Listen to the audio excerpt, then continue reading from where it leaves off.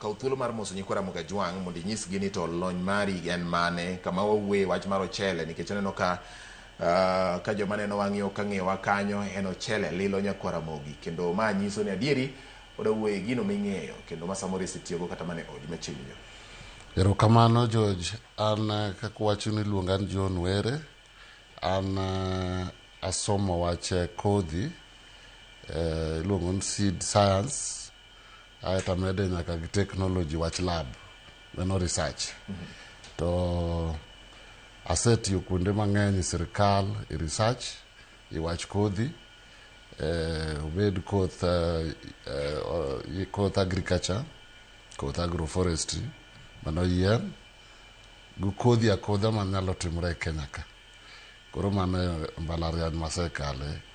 Koro aba mor kabiro ga i radio kata TV Ramogi mondo atieg jo Nyanza i wach kothe moripo apidho. Amor kendo kwabiro no wach mchele nikech mchele ni apidhe kamoro Dominion Farms Yala Swamp kucha ndalo mane odiero omusungu no ngon Calvin entie. And manana agronomist to na breed mchende mabeyo kabisa. Mani pidho kanyo negi mit negi beyo bakonyo nyaka breed moko ma pod ipidho nyaka Nigeria nyaka sani. Koro breed mineno kichamo Nigeria, mipidho Nigeria, kiri Nigeria go wuok ilweta Kenya ka.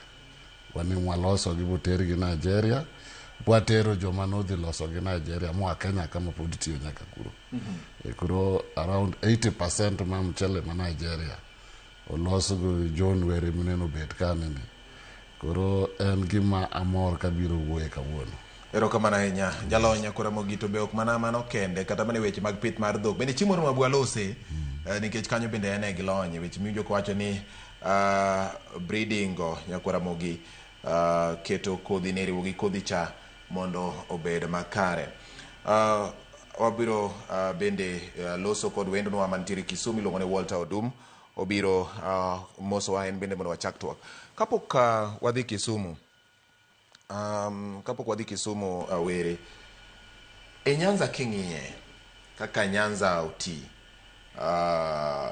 ineno ka en gi nyalo mar jiwo pith mar ochele koso en aina gimitemo ing'e nitiere gimiwacho nikech kore time gwenge mamoko wan bende watem samoro nitiere gweng' moro matin manyalo timo maber kipenjo wach mar michele ma Nyanza tibiro winjo king'ise ni Nyando kata Ahero ji ok ong'eyo ni samoro nitiere kuond moko ma bende Nyanza nitiere gi nyalo mar yare pur machalo kod ma.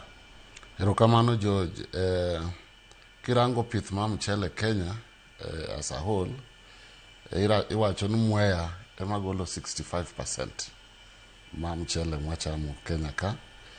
65% production wuok Mwea. Koro mano we gi 35% only mwabe share gi Nyanza gi Mombasa, yor Mombasa kocha, Tana River gi Bura.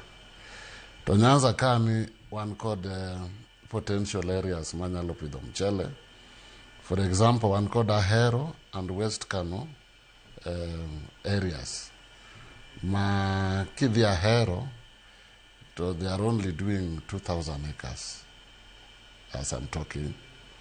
Man way below the production capacity. Koro jo NIA, the National Irrigation Authority tiyo matek mondo medi another 5,000 acres. But kirango Lake Basin te, Nyanza mangima kiriwo nyaka gi farmers mapuro mchele, sani gipuro almost 16,000 acres of rice. Mano Nyanza te. Compared to Mwea nwacho ngolo 65% when 12,000 acres, hectares. We don't know Nyanza we are improving. Nikech wamedo other places mwapuro mchele kaka Lower Kuja, Migori County, one called Lower Nzoia, Siaya County. One called Kimira Oluch, Kimira Oluch, one Homa Bay County. We don't know one Migori, one Homa Bay, one Lower Kuja. Koro kwa viteke mea Ahero chakende. Kurangisi Lake Basin te, kwa rivo machu niko wangi 16,000 hectares. Koro ka ka Nyanza ka Ahero golo 2,000 hectares ibro medo gi another 5,000 mondo gigol around 7, then ibro neno kwa improve. Then apart from that, neno ka wuoyo kanu to ka wuoyo Siaya kod a very big potential. Do man Dominion man wapidhe mchele cha. Dominion farm is around 19,000 acres. And kanene msungu cha huku no sell also 6,000 acres mar land ma mchele. Kuri neno kwa riwo that 19,000 acres ki 16,000 hectares man lower Lake Victoria region.